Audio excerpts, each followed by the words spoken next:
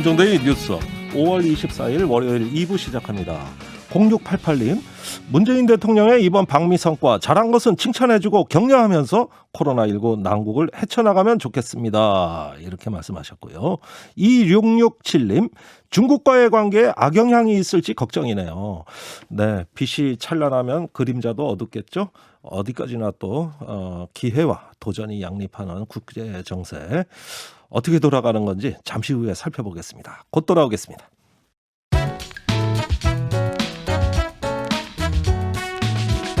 기준 업, 기분 업, 기운 업. 여러분께서는 지금 뉴스의 새로운 기준을 만드는 방송 김종대의 뉴스업을 듣고 계십니다. 저는 출근길의 동반자 김현정의 뉴스쇼 김현정입니다. 지난 주말부터 오늘까지 가장 뜨거운 화제 바로 한미 정상회담입니다. 지난 방송에서도 저희가 얘기해드렸죠. 이번 회담 결과를 가장 정확하게 짚어주실 분 바로 이분 아닐까요? 대통령 외교안보 특보를 지내셨죠. 현재는 연세대학교 명예교수 문정인 세종연구소 이사장 나오셨습니다. 안녕하세요. 안녕하세요. 네, 자 더할 나위 없이 좋았고 기대한 것 이상이었다. 이렇게 그 한미 정상회담에 대한 문재인 대통령 SNS 글이 올라와 있습니다. 우리 문 교수님께서는 총평을 하신다면 어떻게 평가하시겠습니까? 저는 A 학점 주겠습니다. A 학점이요? 네. A 플러스는 아니네요. 플러스까지는 이제 실행하는 걸 봐야 되겠죠. 네. 악마는 디테일이 있기 때문에. 저런. 그렇군요. 그 디테일이 뭘까요? 오늘 그것 좀 얘기 듣고 싶습니다. 자, 우선 정상회담의 의제가 참 많았어요. 가장 주목하는 의제 뭐였습니까? 뭐 동맹하고 네. 한반도 문제겠죠. 예, 특히 이제 한반도 문제. 북한 문제를 어떻게 다루느냐라고 아하. 하는 게 있고. 예. 그다음에 뭐 하여간 뭐 이번은 정말 망라형 정상회담이었죠. 네. 왜냐하면 네.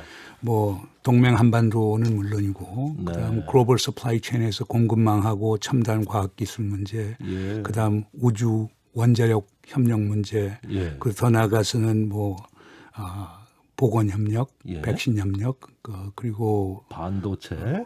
뭐 반도체는 포함이 배터리, 됐고요. 그다음에 예. 개발 협력도 이제 얘기를 했고, 그다음에 인적 교류에 대해서도 얘기를 했고, 뭐 어허. 총 만나양이죠. 그러니까 제가 볼 때는 두 가지 시각이 있는 것 같아요. 예. 공간적 측면에서는 단순히 한미 동맹을 넘어서서 예. 이게 동북아 지역과 아시아 태평양 또는 인태 지역을 다 커버를 했고, 예. 그다음 마지막으로는 이제 세계적 수준에 있어서 한미가 협력해 나가자라고 하는 공간적 측면이 있고, 예. 기능적 측면에서는 우리가 외교, 안보, 뭐 경제, 과학기술, 보건, 뭐 인적 교류 다 다루고 있기 때문에 예. 제가 볼 때는 이건 뭐 백과사전적 한미 정상회담이 아닌가 이렇게 생각이 됩니다.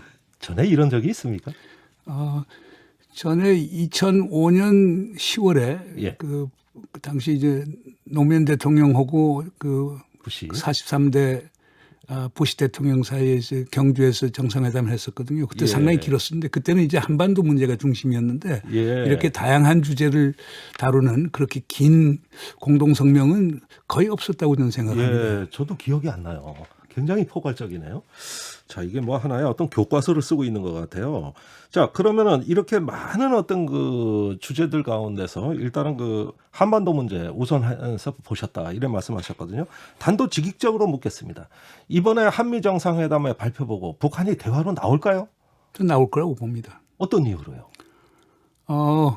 북한도 이제 기다릴 만큼 기다렸고요. 예. 그다음에 이제 바이든 행정부의 대북 정책 검토도 지켜보았고 뭐 네. 구체적인 내용까지는 나오진 않았습니다만은 대화 의지를 분명히 밝혔고 네. 그다음에 뭐 가령 뭐 성킴 특사를 임명한다든가 아하. 그다음에 뭐 인권 문제 거론했지만은 인도적 지원하고 그 같이 넣어서 했다는 문제 예. 뭐 이 여러 가지 면에서 봤을 때 북에서 분명히 나올 수 있다고 보고 저는 아마 북에서 남측하고도 대화하지 않을까 이렇게 생각이 됩니다. 남측하고도요? 뭐 당연히 궁금할 거 아닙니까? 궁금해서라도 나온다. 저는 그렇게 보는데요. 제가 볼 때는 또 나와야 된다고 보고요. 예. 뭐 그러려고 하면 북에서 이제 통신선부터 복원을 해야 되겠죠. 네. 그렇게 해서 저는 이 기회에 대통령께서도 얘기를 했지만은 한미 관계가 이렇게 좋아져서 그리고 북미 관계도 긍정적 효과를 미치고 그러면서 또 남북 관계도 대화가 복원이 된다라고 하면은 예. 임기가 끝나기 전에 뭔가 의미 있는 어떤 결과를 낼 수 있지 않을까 생각이 듭니다. 의미 있는 결과라면 어느 남북 관계에 있어서 뭐 지금 대통령이 제일 많이 생각하는 게 한반도 비핵화와 평화체제 구축하는데 그 부분에 있어서 진전을 볼 수가 있겠고 그다음에 예. 남북한 간의 교류 협력 분야에서도 뭔가 진전을 볼 수가 있겠죠. 예. 그러나 하여간 김정은 위원장 입장에서도 보면 문재인 대통령하고 2018년에 그 많은 소위 그 합의를 이끌어냈는데 예. 거기에 가시적인 결과를 봐야 되지 않을까요? 그러니까 어허. 그럼 가시적인 결과를 보는데 왜 뭐 김여정 그 부부장이 나서서 연락사무소 폭파하고 굉장히 닫아 걸고 이렇게 힘든 길을 갑니까? 글쎄요. 저도 그 점에 대해서는 의아한 게 많은데요. 예. 뭐 그것도 북측에서 이제 분명히 해명을 해야 되겠죠. 어허. 그리고 우리 측에서도 이제 해명하고 사과와 유감을 표명할 건 해야 된다고 보는데 그러나 이 모든 것에도 불구하고 이번 기회를 계기로 예. 남북 대화도 이루어지고 북미도 대화도 이루어진다고 저는 당위론적으로 말씀드리고 싶고 또 그렇게 될 거라고 저는 예상도 해봅니다. 예, 당위적으로도 그렇고 현실적 가능성도 있다. 아주 있다고 봅니다. 아, 네. 그래요? 항상 낙관적으로 이야기하시니까 듣기는 좋은데 진짜 그렇게 됐으면 좋겠어요. 뭐 제 예측이 예. 그렇게 틀린 적은 없지 않습니까? 아니 그래서 굉장히 좀 뭐 안팎의 주목도 많이 받으시고 공격도 당하시고. 예. 알겠습니다. 그 성김 전 주미대사를 대북 특별대사에 임명했더라고요. 옛날에 그 2.13 합의 당시에도 그 활약하던 생각이 나는데 이런 어떤 인물을 다시 소환한 것 북한으로 봐서는 어떨까요? 어떤 대화에 영향을 줄까요? 뭐 북의 입장에서는 성킴에 대해서 뭐 긍정적 부정적 측면이 다 있을 거예요. 특히 예. 최선희 제1부상하고 많은 협상을 해왔기 때문에 네. 뭐 좋고 나쁜 게 다 있겠지만은 아하. 제가 볼 때는 뭐 성킴 정도면 상당히 북에서도 수용할 수 있지 않을까 생각이 됩니다. 그리고 그렇군요. 성킴 자체가 국무부에서나 또는 백악관에서 상당히 존경을 받는 그런 외교관입니다. 어허. 상당히 신중하고 균형된 시각을 갖고 소위 이데올로그 어떤 자기의 고집을 부리는 그런 사람은 아니거든요. 예. 그러니까 토니 블랭큰이라든가 제이크 설리반 안보보좌관하고도 사이 상당히 좋고 그러기 때문에 예. 우리가 일반적으로 보면은 국무부의 정박 부차관보라든가 또는 이제 백악관의 에드가드 케이건 그 아시아 특히 이제 한국 담당 선임국장들이 좀 강경 노선을 춘다라고 하는 그런 얘기들이 들리는데 예. 성킴이 들어가면 그것을 상당히 그 균형을 잡으면서 어허. 대북 접근에 있어서 보다 더 가시적인 성과를 낼 수 있지 않을까 생각해 봅니다. 예. 옛날에 폼페이오가 그런 역할을 잘 하다가 존 볼턴이 뒤에서 딱 뒤통수를 쳤다고 할까요? 스티브 비건이 그랬죠. 네, 비건도 그랬고. 예. 그럼 저는 뭐 성킴이면은 스티브 비건 정도의 비중과 위상은 가졌다고 보는데 스티브 비건은 그렇군요. 이제 한반도 문제를 잘 몰랐었고 예. 성킴은 뭐 지금까지 뭐 우리 한국에 와서 대사도 했지만은 예. 그 뭐 육자회담부터 시작해서 어떻게 보면 공부 내에서 대북 협상을 가장 잘하는 사람이기 때문에 예. 그런 점에서 상당히 도움이 될 거라고 봅니다. 개인적으로도 많이 만나셨죠? 뭐 개인적으로 예. 잘 알죠. 예. 예. 알겠습니다. 자, 그런데 그 걸림돌이 있습니다. 그 북한 인권 문제를 거론한단 말이죠. 바이든 대통령은 이 얘기를 또 빼놓는 법이 없어요.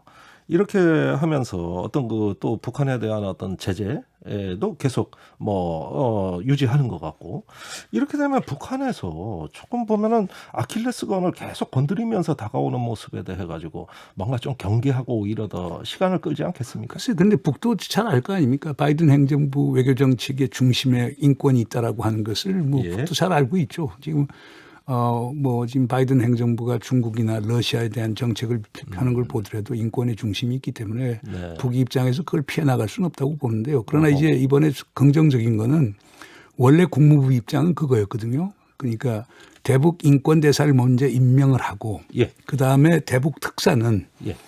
상황이 진전되는 걸 보면서 임명하겠다라고 얘기했는데 예. 이번 걸 뒤집어졌거든요. 왜 뒤집어졌어요? 그건 우리 아마 한국 정부 측에 우리 정부 입장을 봐서. 우리 정부 입장을 많이 반영한 것 아닌가 생각이 됩니다. 그래서 그건 상당히 긍정적인 측면이 있고 네. 그다음에 이제 인권 문제를 별도로 떼어놔서 예. 인권 중심으로 북에 문제 제기를 했다라고 하면 북에서는 상당히 불편하게 느꼈을 텐데 예. 그러나 인권과 인도적 지원이라는 것을 같은 패키지로 넣었거든요. 아하. 아마 그건 미국 측에서는 인권을 강조했고 우리 예. 측에서는 인도주의 지원을 강조해서 두 가지 절충해서 공동성명이 들어간 것 같은데요. 예. 그런 건 좀 의미가 있다고 봅니다. 그다음에 예. 이제 토니 블랭큰 국무장관은 이제 볼은 이제 평양 쪽에 있다. 예. 우리로서는 지금 다 보였다. 이제 나와라 보였다. 이런 얘기를 했는데 그러면서도 좀 약간 뉘앙스가 바뀌어진 게 있어요. 전에는 이제 사실상 제재라고 하는 것을 제재 또는 소위 동맹을 통한 대북 억제라고 예. 하는 것을 항상 앞에 넣었었는데 예. 자, 우리는 외교적 협상을 통해서 북핵 문제 지금 해결할 용의가 있으니까 나와라. 예. 그러면서 이제 제재도 협상의 대상이 될 수 있는 것 같은 그런 운을 좀 보였거든요. 어허. 그런 점에서는 북에서 이제 열심히 이제 분석을 하겠죠. 예. 그러나 그런 걸 보면은 북이 입장에서도 한번 그 시도를 해볼 필요가 있지 않느냐 저는 예. 이렇게 봅니다. 그 해설설 만들어 북한에 좀 보내줘야 되는 거 아닙니까? 열심히 하다 보면 그것보다는 제가 볼 때는 지금 코로나 사태 때문에 북이 어렵긴 하지만은 네. 남북 간에 무슨 대화가 있어야 될 거예요. 네. 아니, 바로 그 점인데요. 그 우리가 기대하기에는 어떤 북미 관계만 구애받지 않은 남북 관계 자율적 공간이 좀 확보가 됐으면 좋겠다. 그래야 인도적 지원도 하고 방역 지원도 하고. 뭐 그런데 이런 거 이번 아닙니까? 공동성명에 보면 이런 대목이 나오거든요. 예. 남북 간에 있어서의 대화와 예. 관여와 협력에 대해서 동의를 하고 지지를 표한다라고 하는 대목이 있거든요. 네. 그러니까 그것을 내가 볼 때는 하나의 우리 한국이 갖는 자율 공간으로 볼 수가 있지 않느냐. 예. 이제 문재인 대통령이 얼마나 결기를 가지고 그 예. 자율 공간을 이용해 갖고 예. 대화와 관여와 협력을 하느냐 하는 게 중요하겠죠. 그러나 우선, 여기서 중요한 네. 거는 북에서 어떻게 그에 대해서 반응하느냐 하는 문제죠. 북이 적극적으로 나오면은 제가 볼 때는 예. 판문점 평양선언 이후에 예. 우리 정부가 미진했던 부분을 뭐 실현할 수도 있는 것 아닌가 생각이 됩니다. 예, 일각에선 개성공단이나 금강산 관광 재개를 얘기하는데 또 오늘 송영길 대표는 워싱턴과 평양에 북미 간 연락사무소 설치는 가능한 거 아니냐 여러 가지 얘기들이 나와요. 어떤 안이 현실성이? 그런데 그거는 이제 기본적으로 성킴 특사를 임명했기 때문에 예. 북에서는 아마 그 상대가 예. 최선이 제일 부상이 될 가능성이 많기 때문에 알겠습니다. 두 분이 이제 실무 협상을 좀 해서 구체적으로 마련해야 되겠죠. 그러나 지금 북이나 미국이나 예. 이렇게 해줄 테니까 나와라라고 하기는 국내 정치적으로 상당히 어려움이 있기 때문에 알겠습니다. 실무 협상을 통해서 구체적인 주고받는 그림을 그리는 작업이 상당히 필요하겠죠. 예. 자, 이 부분은 앞으로도 문 교수께서도 계속 역할을 해주실 걸로 저희는 알고 있기 때문에 수시로 여쭙겠습니다. 다음 주제로 넘어가면은요, 그 미사일 협정 폐기입니다. 네. 지금 언론은요, 이 미사일 협정 폐기가 마치 중국이나 러시아를 때릴 수 있는 중거리 탄도 미사일, MRBM을 개발하는 어떤 계기를 마련한 거 아니냐 이쪽으로 몰고 가요. 아니, 이거 맞는 얘기입니까 아니, 이거? 북도 단거리, 중거리, 그다음 대륙간 탄도 미사일 갖고 있고 중국도 예. 갖고 있고 어허. 일본도 지금 개발하고 있고 예. 한국만 개발하지 말라는 보장이 없지 않습니까? 예. 우리가 80년대 미사일 지침이라는 걸 만들어서 우리가 미국에서 많은 이제 간섭을 받았죠. 예. 그리고 그거는 이제 박정희 대통령이 있었을 때 우리가 핵무기 개발한다고 해서 우리에 대해서 의구심을 갖고 있기 때문에 예. 거기에서 이제 제재를 이제 소위 지침을 만들어서 우리를 통제했던 게 사실인데 예. 여기 제일 중요한 게 이제 미사일 테크놀로지 컨트롤 레짐이라고 해서 미사일 기술 통제 체제라는 게 있어요. MTCR이 있는데 예. 그것을 한국 정부는 100% 준수했거든요. 그러니까 우리가 뭐 미사일 기술을 뭐 특정국에 무슨 유출하거나 이런 적이 없기 때문에 예. 우리 입장에서는 지금 정도면은 그 미사일 지침을 폐기할 때가 됐다고 본 거고 우리 예. 정부가 그렇게 또 강력히 주장을 했고 미국도 명분이 없지 않습니까? 그게 받았던 건데 그러나 이제 많은 분들이 그러면 중국이 걱정할 것 아니냐. 우리가 중국하고 적대 관계가 되면 중국이 걱정을 하겠죠. 그러니까 우리 정부가 중국하고 적대 관계를 지금 갖는 건 아니거든요. 예. 그렇잖아요. 그리고 차라리 우리가 자체 능력을 갖는 게 좋지. 오히려 미국의 중거리 탄도미사일을 우리 한국에 와서 배치를 해서 그걸 중국을 겨냥한다면 그럼 상황은 더 어려워지겠죠. 예. 그러니까 중국 입장도 우리하고 좋은 관계를 유지하고 우리의 이제 적대적인 입장을 갖지 않으면은 예. 우리가 갖고 있는 뭐 중거리 탄도미사일이 뭐 중국의 위협이 될 이유는 없겠죠. 아니 그렇다고 해서 우리가 지금 북한을 방어하기도 급한데 뭐 베이징이나 심양이나 이런 데를 표적으로 할 수 있는 중거리 미사일을 뭐하러 갔습니까? 글쎄요. 이거 가져서 어디 써먹죠? 그래서 과잉 걱정인 것 같습니다. 아 그래요? 차라리 그것보다는 그 군사 정찰 위성이라든가 또 우주 경제권 뭐 여러 가지 앞으로 우주에서 큰 경제권이 그 디지털 경제권이 펼쳐지는 것으로 예상이 되거든요.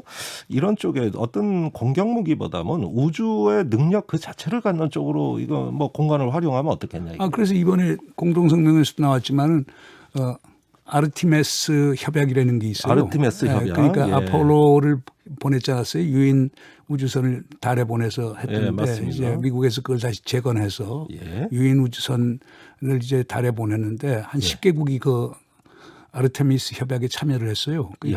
지금까지 참여 안 했는데 이제 미사일 지침이 이제 폐기가 됐기 때문에 이제 네. 한국이 참여할 수 있고 그렇게 되면 우리가 우주 개발하는데 미국과 협력을 할 수가 있겠죠. 예. 앞으로 항공 우주 산업 이쪽으로 좀 뭔가 국가적인 어떤 전략이 가능해지다고 보는 그러니까 거죠. 이제는 이제 과학기술자들의 몫이죠. 지금까지는 우리가 뭐 황우연도 그렇고 AD도 그렇고 예. 아이노 미사일 항공우주연구원이나 국방과학연구소. 거기에서들 이제 우리가 이 한미 미사일 지침 때문에 우리가 개발 못한다고 그러는데 예. 이제 그걸 풀어놨으니까 이제 우리 과학자들이 예. 이제 좋은 성과를 내야 되겠죠. 예. 저도 그래서 차라리 그럴 바에는 기존 어떤 조직보다는 대한민국 우주청을 신설해서 좀 크게 한번 기획을 하면 어떠냐 이런 생각. 글쎄요, 뭐 아랍 토호국처럼 적은 국가도 우주청이라는 걸 만들었거든요. 예. 그래서 이제 그 위성을 띄우고 그러는데 예. 우리 한국에서도 이제 우주청을 만들어야 되는 것 아니냐라고 하는 논의가 왔는데 아마 앞으로 오는 대통령 선거 기간 동안에 그게 뭐 중요한 이슈로 등장할 수도 있다고 봅니다. 네, 알겠습니다. 자, 그 백신 얘기인데요. 지금 국민의힘이나 국민의당에서는 굉장히 공격을 하고 있어요. 김기현 원내대표 같은 경우는 아니 뭐 일본 스가는 이렇게 확보했다는데 우리 뭐 확보했냐 이러면서 일본하고 비교하면서 우리 정부 성과가 없다 그러고 또 뭐 안철수 대표 같은 경우도 마찬가지예요. 뭐 현찰 주고 어음 받아왔다. 우리는 막 투자하기로 했는데 우리가 뭐냐? 그래서 이렇게 얘기하거든요. 너무 국제 정세를 모르고 그다음 예. 미국 정부의 정책을 모르는 데서 생기는 것 아닌가 생각이 됩니다. 저는 이유는 미국 입장은 사실 그래요. 미국이 지금 코백스를 통해서 지원해 주겠다는 예. 개발도상국이 지원해 주겠다는 것이 결국에 그 애스트로제니카가 6천만 도즈 예. 그리고 이제 파이저하고 이제 모데르나가 한 2천만 도즈에서 8천만 도즈 정도를 주겠다는 거거든요. 예. 그러니까 아마 자기들이 갖고 있는 소위 잉여분 갖고서 이렇게 주겠다라고 하는 건데 예. 그러나 여기서 처음에 중요한 거는 미국 정부가 백신을 개발하고 생산하는 게 아니지 않습니까? 파이자, 모데르나 이게 제약업체들이 하는 거 아닙니까? 예. 그리고 스가 총리가 한 것도 파이자 CEO하고 예. 1억 도주를 달라라고 하는 요청을 했다라고 하는 걸 추정을 하는 것이지 예. 지금 파이자가 줬다는 그런 건 아무것도 없는 거거든요. 어허. 그리고 미국 정부 입장에서는 상당히 곤혹스러운 게 있었죠. 예. 왜냐하면 그동안에 이제 미국인부터 먼저 백신을 맞히게 하겠다. 어허. 그래서 백신 이기주의, 백신 민족주의 비판을 많이 받았거든요. 예. 그런데 바이든 대통령은 다자주의로 가고 전 세계인의 소위 그 건강을 생각한다라고 하는 이런 입장을 표방하였단 말이에요. 네. 그런데 미국 중심으로 가니까 비판을 상당히 받았거든요. 그렇군요. 그렇기 때문에 그 8천만 도즈를 지금 내놓겠다라고 하는 건데 예. 그런 그 바이든 행정부 입장에서 동맹이라고 백신을 주고 동맹 아니니까 안 주고 예. 그건 미국의 국제적 정통성을 완전히 손상시키는 거거든요. 예. 그렇기 때문에 저는 문재인 대통령이 접근 방법이 저는 옳다고 봅니다. 결국에 뭐냐. 자, 미국이 갖고 있는 원천 기술하고 한국이 갖고 있는 생산 기술을 접목시켜 갖고 예. 한국에다가 어허. 소위 세계적인 백신 헙을 만들어서 예. 그래서 국제 공공재로서의 백신을 만드는데 한국이 선도적으로 역할을 하겠다. 그리고 한미 협력을 하겠다. 예. 그게 더 옳은 접근인 것 그게 같아요. 백신 허브 국가 그 내용이죠. 그게 백신 허브 국가의 내용인데요. 그러니까 이제 무슨 여기 정치인이 가서 워싱턴 가서 무슨 서울, 부산, 제주에만이라도 뭐 백신을 달라. 이거는 예, 황교안 전 대표 얘기하시는 겁니다. 그거는 제가 볼 때는 예. 국제적 규범에 전혀 맞지 않는 거거든요. 그러니까 예. 우리 자국 이기주의도 좋긴 좋지만은 국제적 규범을 지켜가면서 접근하는 게 필요하지 않느냐. 저는 이렇게 어허. 봅니다. 그래서 비판을 하더라도 예. 상식과 양식을 갖고 비판을 해야지 예. 너무 터무니없는 비판을 하는 것 아닌가 생각이 듭니다. 이번에 원래 정상회담에 문재인 대통령 출국할 때부터 백신 얻어와 못 얻어오기만 하면은 그냥 가만 안 놔둬. 뭐 이런 식의 두들겨 패는 걸 아예 공표한 분위기였어요. 아니 그걸 이제 뭐 한국의 일부 언론들하고 야당에서 그걸 정치적 쟁점화 시킨 거거든요. 못 떠도올 거 분명하니까. 미국 정부가 갖고 있는 것도 아닌데 자기들도 구입한 건데 예. 그렇잖아요. 어허. 그러니까 지금 이루지 못할 그 미션을 예. 결국 언론 매체를 통해서 문재인 대통령한테 준 거거든요. 근데 예. 제가 볼 때 그건 아닌 것 같아요. 예. 아닌 건 아니죠. 뭐. 예. 정부는 그렇다 하더라도 미국 제약회사도 만났지 않았습니까? 다 만났고. 그래서, 예. 그러나 뭐 제일 중요한 건 지금 얻어오는 것도 중요하지만은 기본적으로 우리가 이제 백신 생산 공장을 만들어서 소위 세계적인 허브 역할을 하겠다는 건 상당히 의미가 전 있다고 봅니다. 알겠습니다.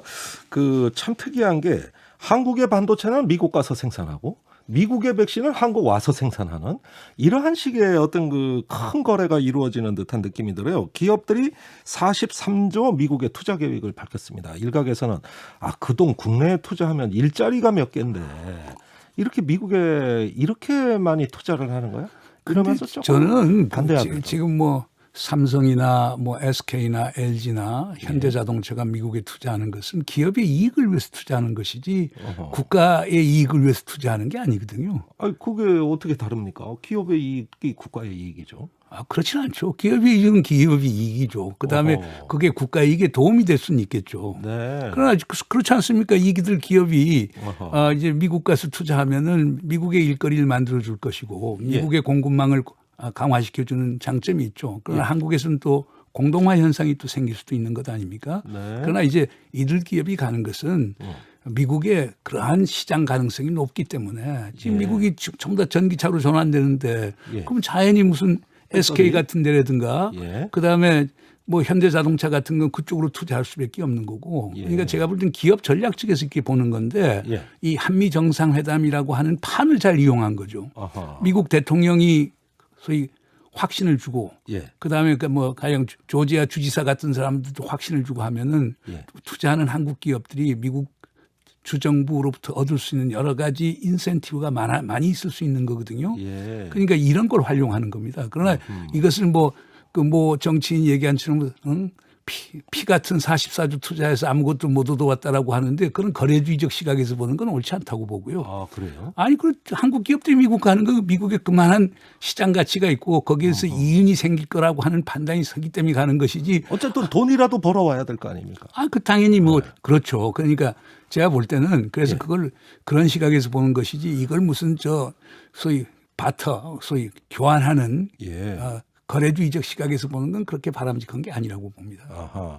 뭘 주고받고가 아니라 자기 이익대로 행동하는 그렇죠. 거다. 이 말씀하시네요. 뭐 트럼프 행정부 있을 때도 마찬가지죠. 그러니까 미국 측에서는 이제 바이든 행정부에서는 소위 중산층 외교를 중시하는데 중산층 외교라고 하는 게 일자리 창출 외교라고 하는 게 핵심이거든요. 그러니까 외국에서도 투자해 주는 게 좋고 또 바이든 대통령 스스로가 Invest America First 미국에 투자 먼저 하라고 하는 길 정책으로 들고 나왔는데 우리 기업들이 그것을 활용하는 거니까 알겠습니다. 그래서 기업의 이윤을 극대화시키려고 하는 그런 노력이 일환으로 봐야 되겠죠. 근데 요즘 와서 세계 국가의 정책들이 인쇼어링 외국에 투자한 걸 안으로 불러들이는 그 추세인데 우리가 밖으로 많이 나간다는 게 왠지 좀 깨름직해서 그러는 거죠. 거꾸로 돼야 되는데. 그러니까 기업의 세계 전략을 봐야 되겠죠. 지금 한국의 대기업들이 게 이제 조그만 대한민국의 기업이 아니거든요. 세계적 기업이기 때문에 알겠습니다. 그게 뭐 리쇼어링을 하든 니어쇼어링을 하든 뭐 다 여러 가지 표현들을 쓰는데요. 그런 기업 전략을 갖고 할 겁니다. 그러니까. 자, 이거 한번 여쭤봐야지 않을 수가 없어요. 저 정상회담에서 참 어떤 밝은 빛이 있었다면 제가 보기에 그림자라고 생각되는 부분이 있어요. 왜 정상회담에서 대만 문제를 거론했느냐, 남중국해 문제를 거론했느냐 이 부분이거든요. 이건 항상 우리가 그 패권 경쟁의 어떤 갈등에 거리를 둬야 된다고 교수님도 그렇게 말씀해 오셨는데 이게 들어갔어요 대만 문제가. 그 중국에서 당장 성명이 나오고 비난 성명이. 그러나 이제 근데 제가 볼 때는 뭐 중국도 그건 분명히 이해해야 될 게요. 우리 정부가 하나의 중국 정책, One China Policy를 바꾸는 게 아니거든요. 그 입장을 유지하는 거고. 그러나 우리 기본적으로 대만 해협에서 전쟁이 일어나는 걸 우리 원치 않죠. 그러니까 그건 중국에만 해당되는 게 아니고 미국에도 해당되는 거고 대만에도 해당되는 거거든요. 우리는 대만 해협에 있어서의 평화 안정을 원한다라고 하는 건데 그거는 뭐 중국을 겨냥한 건 아니기 때문에 그걸 그렇게 민감하게 볼 필요가 없다고 보고 그다음에 남중국해 문제도 마찬가지죠. 뭐 거기에 분쟁이 있는 건 분명한 사실이지만은 우리 대한민국 물동량의 90%가 남중 통해서 오는데 남중국해에 있어서 황행의 자유가 보장이 되고 안정적 질서가 그리고 국제 규범에 따른 질서가 존재하는 게 우리에겐 좋은 것이기 때문에 그것을 일반적인 용어로 천명한 것인데 그걸 갖고 중국이 그렇게 민감하게 반응할 필요는 없다고 봅니다. 물론 중국이라고 콕 집어서는 얘기 안 했습니다만 지역만 거명한 거거든요. 근데 누가 보더라도 중국 얘기거든요. 또 대만은 하나의 중국 원칙에 포함되는 지역이고 이러다 보니까 조금 이런 거는 우리가 좀 뭔가 미국의 요구에 상당 부분 수용해 준 거 아니냐 이런 느낌이 들어요. 뭐 절충을 했겠죠. 아, 그렇습니까? 왜냐하면 2+2 공동성명에서는 예. 용어가 훨씬 그것보다는 약했었는데 예. 이번에는 그렇게 들어가는데 그러나 또 미일 정상회담 공동성명에 비하면 훨씬 순화가 됐기 때문에 예. 그런 시각에서 봐야 될 겁니다. 아마. 알겠습니다. 쿼드에 대한 원론적 수준의 언급이 있었거든요. 앞으로 이런 부분들 계속 그 압박이 강화될 거라고 보십니까? 압박이라고 아니 근데 그 에드가드 케이건이라고 하는 이 쿼드 담당하는 실무 책임자, 백악관 실무 책임자가 한 얘기가 있지 않습니까? 예. 쿼드라고 하는 것은 안보 동맹도 아니고 아하. 아시아판 나토도 아니다. 알겠습니다. 이건 비공식 협의체다. 가입하고 말고 없다. 이런 얘기를 했거든요. 그러나 우리 정부는 트럼프 행정부 때부터 계속 얘기를 해왔어요. 예. 뭐냐면 비군사 부분에 있어서 가령 뭐 개발 협력이라든가 과학기술이라든가 이런 부분에 대해서는 얼마든지 협력할 수 있다고 얘기했기 때문에 예. 저는 뭐 전혀 새로운 건 아니라고 봅니다. 예, 곧 그 시진핑 주석의 방한도 예정돼 있다는 언론 보도가 나오고 있습니다. 이렇게 한미 정상에서 합의가 된 게 시진핑 방한에 큰 걸림돌이 된다든가 앞으로 어떤 장벽이 될 가능성은 없습니까? 뭐 중국 입장에서 또 한국을 미국으로 내칠 이유가 있겠나요? 중국도 그렇게 하지 않을 거다 이런 말씀이시네요. 자, 항상 좋은 말씀 많이 해주시는데요. 앞으로 좀 국제정세 진행에 따라 가지고 계속 좀 여쭤볼 말씀이 많습니다. 자주 나와주세요. 예, 예. 오늘 말씀 여기까지 듣겠습니다. 문정인 연세대 명예교수였습니다. 감사합니다.